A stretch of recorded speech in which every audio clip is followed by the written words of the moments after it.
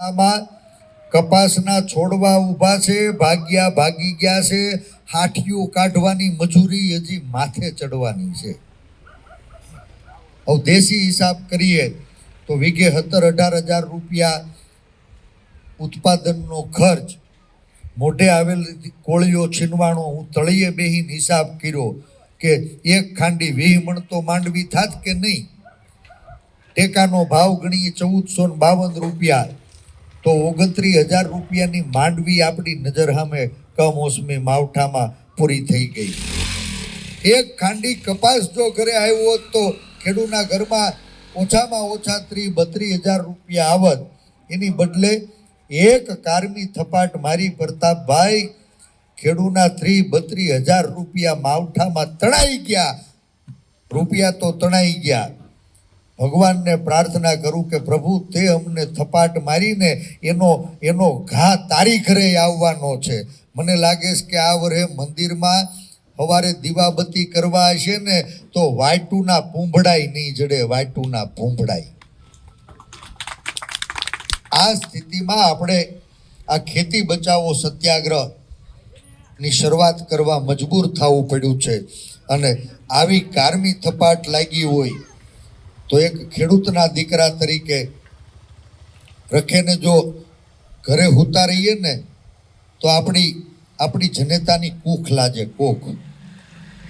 જાહેર જીવનના કાર્યકર્તા છીએ, ઉપકાર કરવા નહીં, હૃદય ઉપર હાથ રાખીને અમે અમારી ફરજ નિભાવવા આવ્યા છીએ. અને એટલે જાહેર મંચ ઉપર કહીએ કે આજ કોંગ્રેસનો ફટકો ઘરે મૂક્યો છે. કાચલો ઘરે ઉતારીને હું જેનીબેન ને પ્રતાપભાઈ આવ્યા છીએ. આ લાઠીના પાદરમાં કહીએ છીએ કે આ કુદરત થપાટ મારે ને તો લાગઠ બધાઈને માર પડે. કમળના બટન દબાવ્યા, એના કપાસને માંડવી બચી ગયા.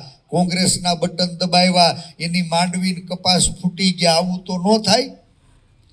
આ કપરા કાળમાં હું બધાય લોકોને વિનંતી કરું છું કે આવો, આપ હોય, બાપ હોય, કોંગ્રેસ, તાજી હોય કે માજી, ગામના સરપંચ હોય, તાલુકા જિલ્લા પંચાયતના સભ્ય, તમે ચૂંટીને મોકલેલા ધારાસભ્ય હોય કે સંસદ સભ્ય, ખેડૂત બધા એક થાવ, કોઈને છોડતા નહીં, કોઈને છોડતા નહીં.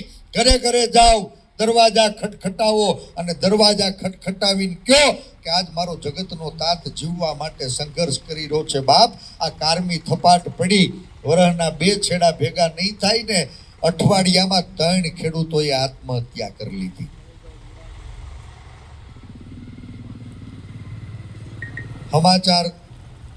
સમાચાર પ્રતાપભાઈ દીધા, કોઈ નથી છોડ્યા.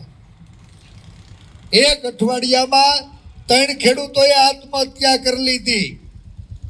જામનગર જિલ્લામાં એક ખેડૂત વરહના 2 છેડા ભેગા નતા થાય એમ નો કહી હગે, નો સહી હગે, મંડળીઓ માથે ઊભી, પાક બધોય સાફ થઈ ગયો, ઘરે પ્રસંગ લેવાઈ ગયા હોય, હગાવાલાય મોઢું ફેરવે.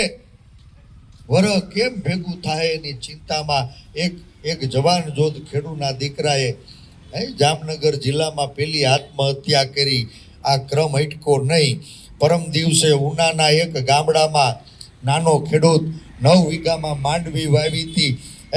પાક તો ગયો, પાથરાઈ તાણીને ગયો, પાલોય હાથમાં ન આવ્યો. 2 દીકરીઓના લગ્ન લીધા, 2 લાખની માથે મંડળી ઊભી. ઉધારમાં ખાતર બિયારણ દવાવાળાને જવાબ હું દેવું, મારી દીકરીઓને વળાવવી છે. બાપ, આ વરહમાં પ્રસંગ કેમ ઉકેલશું? કોયડો ન ઉકેલીએ ગયો ને એ મૂંઝાયેલા ખેડૂતે બાપ ખંભે થાંભલો બાંધીને એનો કૂવો પૂરી દીધો. આપણો શેઠો ભાવનગરના સિહોરમાં ગઈકાલે સમાચાર આવ્યા કે એક ખેડૂતનો દીકરો આ કુદરતનો કપરો વાર સહન ન કરી ગયો. આર્થિક તંગીમાં ફસાયેલા એ ખેડૂતે મૂંઝાઈને આત્મહત્યા કરી લીધી. આજ ખેડૂતના ખંભે એકોને હડહઠને ચૂકીને મોકલા. બાપ, 2 અઠવાડિયાના વાણા વાઈ ગયા. હજી તમારે ગુજરાતમાં કેટલા ખેડૂતોના ભોગ લેવા છે? વડના દીકરાઓ હલતા નથી. કેટલા ખેડૂતોને તમારે આત્મહત્યા કરાવવી છે, કેટલા ખેડૂતો પાસે તમારે કુવા પુરાવવા છે, કેટલા ખેડૂતોને તમારે દવાના ટીકડા પીવડાવવા છે. હું ગુનો કર્યો છે અમે? નહીં. હું ખેડૂતોને વિનંતી કરું છું, અમે હારી ગયા છીએ, મરી નથી ગયા. તમે મૂંઝાતા નહીં. આ લડાઈ રાજકારણની નથી, આ લડાઈ ખેડૂત સમાજની લડાઈ છે.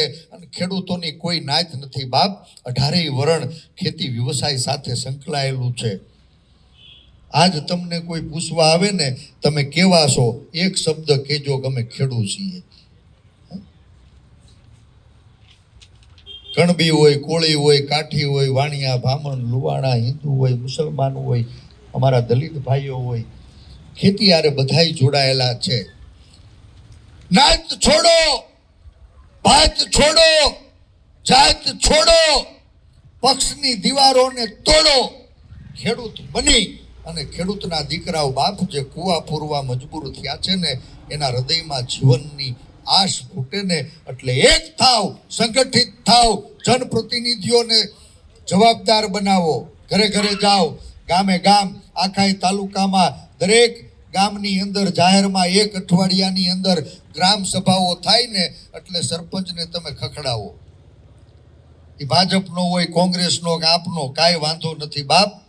તમારા ખંભે બેહીને અમે ચૂંટાઈને જાય છીએ. બધાય ગામડાઓમાં ગ્રામ સભા થાય અને ગ્રામ સભામાં ખેડૂતો એના ગામની અંદર પોતાના પડામાં કેટલું નુકસાન ગયું છે, કેટલું મગફળીમાં નુકસાન ગયું, કેટલું કપાસમાં નુકસાન ગયું, તમારી ગામ દીઠ નુકસાનીનો આંકડો ગ્રામ સભામાં ઠરાવની અંદર લાવો. ગામે ગામ ખેડૂતો દેવાના બોજ નીચે દબાયેલા છે, ત્યારે તમારા ગામમાં ખેડૂતોના માથે અત્યાર સુધીમાં કેટલો કરજો ચડ્યો એનો આંકડો તમે ઠરાવમાં ટપકાડાવો અને સરકારને એક લીટીનો ગામે ગામથી ઠરાવ કરીને મોકલાવો. ખેડૂતોના સંપૂર્ણ દેવા માફ કરો. કરાવવા કે નહીં? આ વાત સાથે જો આ સભા સંમત હોય ને તો એકવાર 2 હાથ ઊંચા કરીને કયો બાપ, જગતના તાતને જીવાડવા માટે આ ખેડૂતોના બધાય દેવા માફ કરાવડાવો. હે દાદા, ખેડૂતોએ આજ વિના વિરોધે તમને સરકાર ચલાવવાનો અવસર આપ્યો છે. આઝાદીના ઇતિહાસમાં પહેલીવાર વિરોધ પક્ષ નથી બન્યો. અમે તો મુઠ્ઠીભર લોકો છીએ, આંગળીના વેઢે ગણાય એટલા લોકો છીએ. આજ ખેડૂતોનું ઋણ ચૂકવવાનો અવસર આવ્યો છે. મારી સરકાર માય બાપ બની મારા ખેડૂતોના બધાય દેવા માફ કરાવે. અને જો રખેને સરકાર એની ફરજ ચૂકીને તો મને વિશ્વાસ છે મારા ખેડૂતો એક થઈ અને આવતા દિવસોમાં ગામે ગામ કાદવ કીચડ સાફ કરી નાખશે. સાફ કા ખેડૂતોના દેવા માફ અને કા કાદવ કીચડ બધોય સાફ. અમારી સીધી ને સાદી માંગણીઓ છે, સીધી ને સાદી માંગણીઓ. અમારું જે નુકસાન ગયું છે ને એનું અમારે અધિકારિક વળતર જોઈએ છે, ભીખ નથી જોતી. મારે તમને પૂછવું છે, વીઘે 17-18 હજાર રૂપિયા મગફળી કપાસમાં ખર્ચો થાય કે ન થાય? થાય કે ન થાય? તો આપણે ખર્ચો અને હાથમાં આવેલો માલ માવઠાની અંદર પતી ગયો, એના 50,000 રૂપિયા વીઘે નુકસાનીનો અંદાજ અમે મૂક્યો. એ સાચો કે ખોટો? ઘણા ભાઈઓ એમ કે વીઘે 8,000 રૂપિયા આપો એટલે હાલીને અમે દાદાના દરબારમાં સલામ મારવા જાવ. તમારે 8,000 રૂપિયા જોતા હોય, ખેડૂતોને મંજૂર હોય તો હું પ્રતાપ અને જેની એની શાળ પકડીને અમે એની ભેગા બારોબાર હું ગીરવે મૂકું છું. અમારા 2 આગેવાન